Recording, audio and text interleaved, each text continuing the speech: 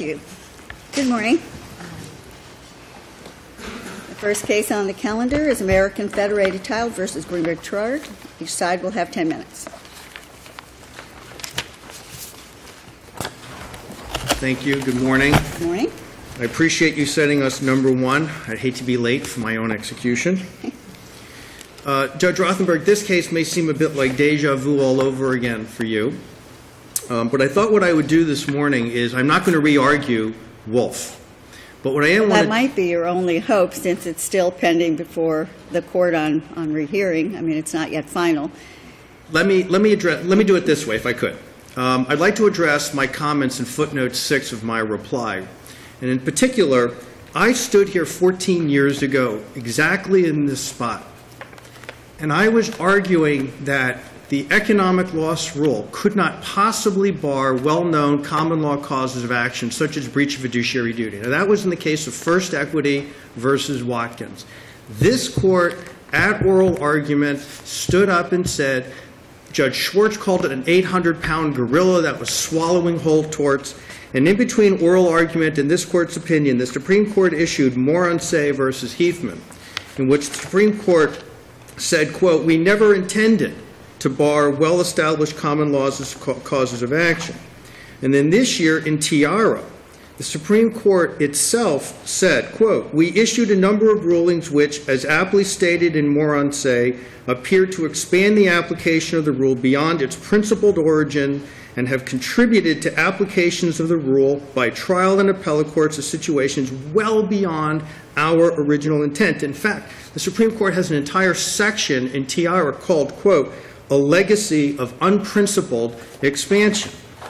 And so here, I wanted to draw the parallel. The only problem is that subsequent to that decision was the Supreme Court's decision in Levin, where specifically the Florida Supreme Court clarified that the litigation privilege applies across the board to actions in Florida, both to common law causes of action and those initiated pursuant to statute or some other origin. Tiara was this year, and the parallel that I'm drawing is that the Supreme Court, like they did on the economic loss rule, made these broad statements which courts felt restrained to follow. And then what we found out over the years, over the last 14 or 15 years, is that the Supreme Court has been walking back every single year from its broad expansion, and eventually this year said, wait, never mind, it was an unprincipled expansion. They called it that themselves. Now, prior to this court's decision in Wolf, no other court in the country that has ever faced the litigation immunity doctrine in a malicious prosecution case has ever applied it, including the Supreme Courts of California, Tennessee, West Virginia, and Ohio, and Idaho. And I read Wolf very carefully, and I read what you wrote. And you said that you felt that this panel felt restrained by Levin and Echevarria. The use of the word restrained is interesting because I don't necessarily read that as a ringing endorsement. It was the right result in Wolf, based upon the facts. So Judge Shepard really made that clear. Judge Shepard, especially concurring opinion, he said flat out that the plaintiff didn't even state a cause of action. That differs our situation from that particular case. So, which is essentially the same point that I can tell you we struggled with it because there was no case that said that it applied to malicious prosecution. However, the mere filing of a complaint, I mean, it certainly falls within the parameters of having something to do with the litigation, as being involved with the litigation. It can't be any more on point being involved with the litigation by filing the complaint. The litigation immunity, or the discovery practices that you claim were improper. I read your opinion. I know you guys struggled with it. It's obvious from the opinion. And I don't think this panel felt it was a ringing endorsement either. Right result for the Wolf case. But the question is that really the public policy? Litigation immunity is a judicially created doctrine. Now, we all understand why we shouldn't be sued for defamation or tortious interference. I mean, that's just straightforward. But if I can prove what I've alleged in my complaint, is that conduct okay? We have a law firm that fails to show up for a $40 million real estate closing and the buyer forfeits its $2.6 million deposit. Now, we don't know what happened in the conversation between the buyer and the law firm, but what we do know is that the law firm, along with the buyer and related entities, none of whom are subject to discipline by the Florida bar, and that's an important parenthetical because these cases deal with lawyers being sued for malicious prosecution. But if this panel's decision is correct, and the Florida Supreme Court says it's correct, then we're saying we're immunizing the parties too. So here we have a complaint. Well, I mean, there could be bar complaints against the lawyers. I'm sorry? There could be bar complaints against the lawyers. It could be, and if the Florida Supreme Court wanted to say they're going to protect the lawyers but not the parties, that's at least some remedy. Because, Judge Logue, look, my client isn't suing the law firm because of attorney's fees. Our client is suing because the buyer, who was also leasing the properties, they grabbed millions of dollars of money. They spent no money repairing the properties while this lawsuit dragged on, and then they filed a bankruptcy, then they filed another bankruptcy. By the time we got the property back, the properties here in Dade County had more than 3,000 code violations. People were living in sickness and in filth. We're still defending claims for sexual assault on the property that occurred not when we had it, but when the other side had it. Could you have filed motions for sanctions during the litigation, specifically regarding the discovery abuses that you claim occurred during the litigation? We were in bankruptcy court in New York, or some people like to say New York. And the answer is no, because you're talking about bringing sanctions. The Florida if I'm right, the Florida Constitution protects not only the common law claim of malicious prosecution, but right to redress for grievances, right to trial by jury, and even punitive damages. I can't go to a bankruptcy court and say, sanction a law firm who's no longer in the case. Sanction parties who are not necessarily parties to the bankruptcy, but the real parties behind who drove this, and say, I want you to sanction them, I want compensatory damages. So you're suggesting that because you were in bankruptcy court, you never had an opportunity to raise these issues in a forum where you could attack the activities of the lawyers? Exactly. I could not have done that, but let's talk about, even if I could have, what would it have looked like? It would have looked like a motion for order to show cause, which would have mirrored a complaint. But how do we get around the Florida Supreme Court's language saying that the litigation privilege applies to all causes of actions? You are restrained from that. I get it. You're restrained. That doesn't mean that you're saying that if what I can prove in this case happened here, that doesn't exactly mean that that's good policy. It means that you feel that the Supreme Court's broad language, like they said in the ELR cases of 15-plus years ago. So you're essentially asking us to certify it, at least so that the Florida Supreme Court has an opportunity to rethink it. To walk it back, perhaps, might be a little bit, because Judge Cope, as you know, twice, Judge Cope flagged the issue. And what's interesting is that the Supreme Court, as you know, cites with approval Wright versus Yurko. You already know that, okay?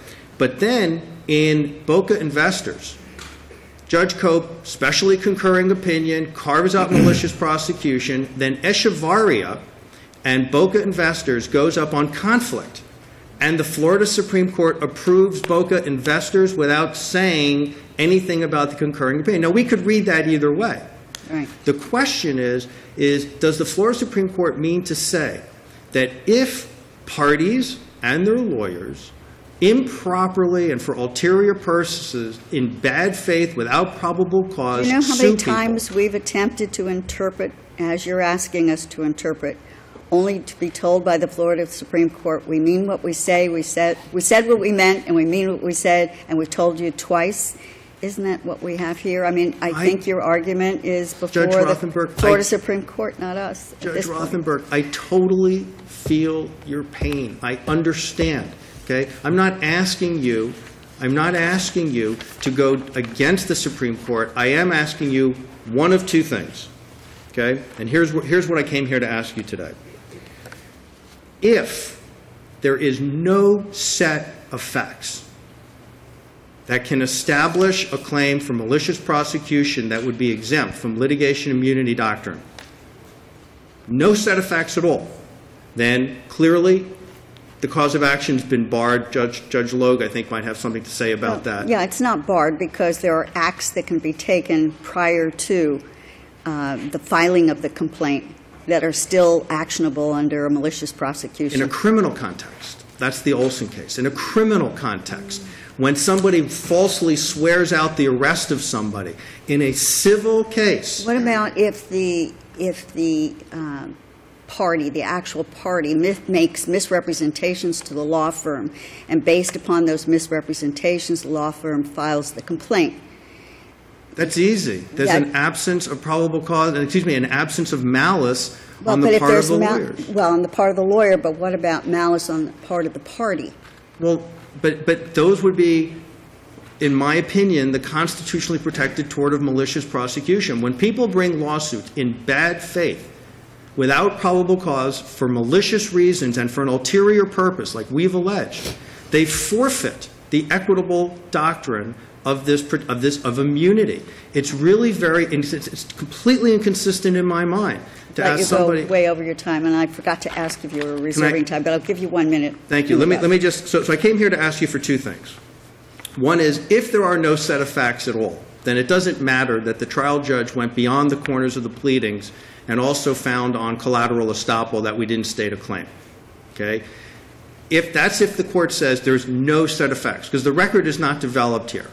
The second point is to ask this court to not only certify as a question of great public importance, as policy and as equity, to take this to the Supreme Court, but both on conflict as well as a question of great public importance, both, is to consider that, because it just can't be. It just can't. And if I wasn't standing here 14 years ago arguing almost the exact same thing, I can read the Supreme Court opinion almost as well as the panel can. I understand the broad sweeping language. I get it. But I also know the Supreme Court has a tendency to make those broad statements and then spend 15 years saying, well, we didn't really mean that. Okay? So with that, I'll sit. Thank you so much. Thank you. May it please the Court. Lori Ross and Paul Schwepp on behalf of Greenberg Traurig. I think counsel has acknowledged, one, that Wolf versus Foreman is dispositive. It was the first case on this issue, but the only allegations in this case are, as Greenberg Traurig, that they initiated, prosecuted a lawsuit, and that they opposed discovery. In response to Judge Fernandez's question, if they felt that case was pending in state court before removal for over a year, if they felt that they weren't getting sufficient discovery, they had many options. Under state rules, they could have filed motions to compel. They could have filed motions for sanctions under 1.380. They could and by that time, the alleged misconduct had already occurred. According to them, right. Yes. We opposed discovery. That's what the complaint says. And that's what led to everything else. And then it goes to the bankruptcy court proceeding. The complaint on its face is illogical because the complaint says that the clients, if you look at the allegations, the clients knew all about the emails. The clients sent all of the emails. It doesn't say Greenberg Traurig knew about the emails. It says the clients authored the emails. And then it says, in order to get liability against Greenberg Traurig, it says that Greenberg Traurig, while acting in concert with the clients, filed the complaint. But all of the allegations with regard to the emails, which are found at pages 12 through 13, paragraphs 47 through A through E, which relate to the emails, are all the clients did this. What did the bankruptcy court find as to the clients? That the clients negligently failed to disclose. Negligently. Rejected Mr. Zemmel's arguments. That's why we were arguing collateral estoppel. The clients... Well, the collateral estoppel, you would agree, doesn't apply to Greenberg Traurig because they weren't a party in the bankruptcy proceedings. But it would only apply to the client. I don't agree with that because collateral estoppel in federal court in federal court doesn't require parties. It requires privies, and we're applying the federal doctrine. But Greenberg Traurig never had an opportunity to respond in that proceeding. And it would be the party that would have the problem if it was raising the issue. But the plaintiffs certainly had the opportunity to litigate that issue, and the bankruptcy court found against them. But I want to get back to the judicial privilege because it seems to me that if we didn't have the issue of the litigation privilege, that the appellant would have a very strong argument on the collateral estoppel finding by the trial court. Then let me move back to the winning, what I believe are the dispositive and winning issues in this case. Number one is before the issue of foreman. We had not just this court in Latham on abuse of process. What is their allegations with regard to abuse of process? The allegations are that there was the filing of a summons and a complaint, and there was opposition and discovery. Now, not just in Latham, but there's a line of other cases barring the abuse of process. We weren't the first court to make that determination. The malicious prosecution is another matter. That's right. Abuse of process is already been determined. Abuse of process is gone. And abuse of process, they did not state a cause of action because it required acts after the filing of the complaint, which they do not have other than discovery, and I've cited a long list of cases where discovery is not sufficient on abuse of process. So the sole issue is malicious prosecution. Wolf versus Foreman was based on the language in the two Florida Supreme Court opinions, which is not just broad, it is overwhelming. It's that it applies, it doesn't matter what the nature of the cause of action is, whether by common law, whether by statute, or by otherwise. It was all-encompassing language as the majority recognized in Wolf versus Foreman. That's the basis of the decision. Judge Shepard wrote a concurrence with regard to the other issues in the case. But the holding of that case is that the absolute privilege applied based on the language. Now, where I agree with my opposing counsel is that when Echeverria went up to the Florida Supreme Court, Judge Cope had written two decisions in this course. One, SEI in footnote 4, where he suggests that it may not be dispositive of malicious prosecution. The second was a special concurrence in the Boca Investors case where he says it is not dispositive or should not be dispositive of malicious prosecution. In that case, there were 3 lawsuits pending, but they had not been disposed of yet. So the court ruled, the third district majority ruled, it was barred by absolute privilege. Now, what happens in Echeverria? Echeverria comes 13 years after Levin. It has Boca Investors and Echeverria before it. It could have said all torts except for malicious prosecution, because that's certainly what Judge Cope's concurrence said. It said no. It said all torts, no matter common law, no matter statutory, no matter what they are, and it said it in no uncertain terms. Then you look at Delmonico versus Traynor, and that's the most recent Florida Supreme Court expression, and the only carve-out in Delmonico is for non-judicial proceedings, things that happen outside the scope. Things, in that case, it was ex-parte, informal interviews. Here we're talking about the filing of a complaint and discovery issues. So it's clearly within the scope of the privilege under the 3 Florida Supreme Court decisions. And bottom line, the policy decisions, the policy questions that Mr. Zemmel's raising are policy decisions that the Florida Supreme Court has determined. And when he talks about the economic loss rule and the changes, those were policy decisions the Florida Supreme Court made. And it didn't take 15 years. It took 33 years. First, they issued an opinion in AFM.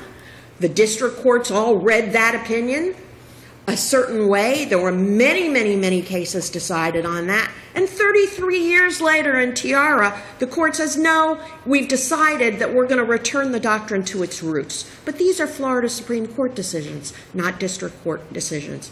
I wanted to touch one further argument because they have said in their reply brief that the issue was not preserved, and that had to do with the preemption by bankruptcy court proceedings and anything that happened in the bankruptcy court proceedings. First of all, we're the appellee. We're not the appellant. This court can affirm based on any reason that appears in the record. Even if it wasn't preserved, it was. This specific argument was specifically made in the motion to dismiss at 589 note 3, the hearing transcript, 663 page 5-6, and then they omit in their discussion from the hearing transcript, page 668, pages 25 to 26, where we're showing a slideshow, and we specifically say, on the 7th slide, we deal with conduct in the bankruptcy court. This is our brief in footnote 3. Under Florida law, conduct in a bankruptcy court cannot be the basis for tort claims under Florida state law, which is the exact same argument that we made. It was not only preserved, the majority of cases in the country side with us based on all the policy reasons I've raised. And if you want to look at one case, Greenberg versus Fakua out of the Texas Supreme Court. Greenberg is decided 5-4. It actually goes in Mr. Zemmel's favor.